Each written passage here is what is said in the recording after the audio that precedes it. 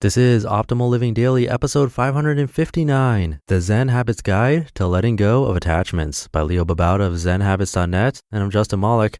Happy Thursday, welcome back, or welcome for the first time if you're new here.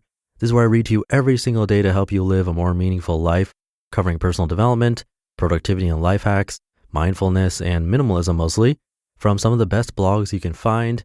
And this whole week is all about minimalism. Before we get to it, thank you to Kind, makers of healthy and delicious snacks. You can try 10 different flavors of Kind bars for $10 and get $10 off your second order with my link. That's kindsnacks.com/daily. And hey, if you're going to spend money, that's where I'd put it. Something consumable that you know you'll use. Again, that's kindsnacks.com/daily. And today's minimalist post comes from Zen Habits. So let's hear from Leo and start optimizing your life. The Zen Habits Guide to Letting Go of Attachments by Babauta of ZenHabits.net. I've been finding more and more that the Buddha had it right. Pretty much all of our struggles, from frustrations to anxiety, from anger to sadness, from grief to worry, all stem from the same thing. The struggles come from being too tightly attached to something. When we're worried, we are tightly attached to how we want things to be, rather than relaxing into accepting whatever might happen when we put forth our best effort. When we're frustrated with someone, it's because we're attached to how we want them to be, rather than accepting them as the wonderful, flawed human they are. When we procrastinate, we are attached to things being easy and comfortable, like distractions, rather than accepting that to do something important, we have to push into discomfort, and so on. Okay, if you're ready to accept that being too attached, clinging too tightly is the cause of our struggles, then the answer is simple, right? Just loosen the attachments. Just let go. Easier said than done. Any of us who have tried to let go of attachments knows that it's not so easy in practice. When our minds are clinging tightly, we don't want to let go. We really, really want things our way. So what's the answer then? In this short guide, we'll look at a few practices to help with this. Letting go practices. We can help dissolve these attachments with a few different practices. Number 1, meditation. Meditation is simply sitting still and trying to pay attention to the present moment, whether that's your breath, your body, or what's around you right now. What you'll find is that your mind runs away from the present moment, attaching to worries about the future, planning, remembering things in the past. In meditation, you practice letting go of these many attachments by noticing what your mind is doing and letting go, returning to the present moment. This happens again and again, and so you get good at it. It's like muscle memory after doing it hundreds, thousands of times. You learn that whatever you are attached to is a simple story, a narrative, a dream. It's not so heavy, just a bit of cloud that can be blown away by a breeze. Number 2, compassion. In this meditation, you wish for an end to your suffering or an end to the suffering of others. What happens is that this wish transforms you from being stuck in your attachment to finding a warm heart to melt the attachment and find a way to ease it. You become bigger than your story when you wish for your own suffering to end. And when you wish for others' suffering to end, you connect yourself to them, see that your suffering is the same as theirs, and understand that you're in this together. What happens is that your attachments and story become less important, not such a big deal, as you connect with others in this way. Number 3, interdependence. Try meditating not only on the wish for the suffering of others and yourself to end, but for others to be happy. All others, whether you like them or not.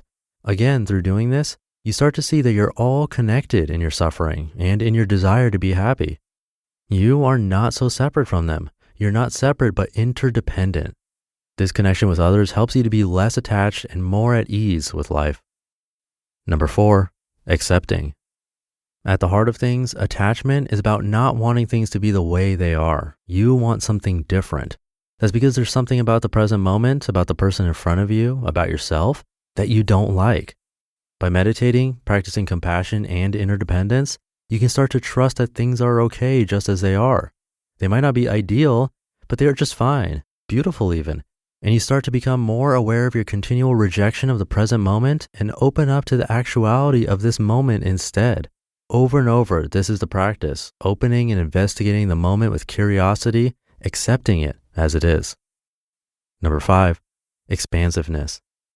All of these practices result in a more expansive mind that is not so narrowly focused on its little story of how things should be, not so focused on its small desires and aversions, but can see those as part of a bigger picture.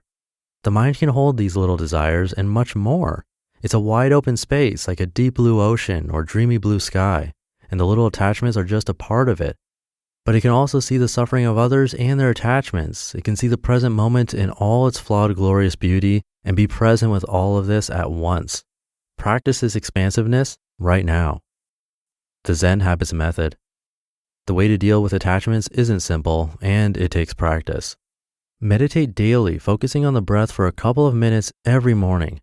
See your suffering and your story and attachments as you meditate. See this after meditation as well. After a few weeks, add compassion meditation. Wish for your suffering to end, then expand it to others in your life, then to all living beings. Learn to see your interconnectedness with others and practice acceptance of the present moment exactly as it is in little doses, small steps. Practice expanding your mind to include these things and all other things in the present moment. Then when a difficult attachment arises in your daily life, see the suffering, see the attachment, and expand your mind beyond it, giving yourself compassion while seeing that you are bigger than this attachment. Let it be there like a little cloud floating around in the wide expanse of your mind, and then lightly let it float away rather than sinking yourself into it. With practice, this method can result in contentment with the present, awesome relationships, and less procrastination and distraction. You just listened to the post titled, The Zen Habits Guide to Letting Go of Attachments by Leo Babauta of ZenHabits.net. And big thanks again to Kind for sponsoring this episode. One thing I love about them is that they strive to balance commercial success with social impact. And the more companies like that we help, the more people we're helping.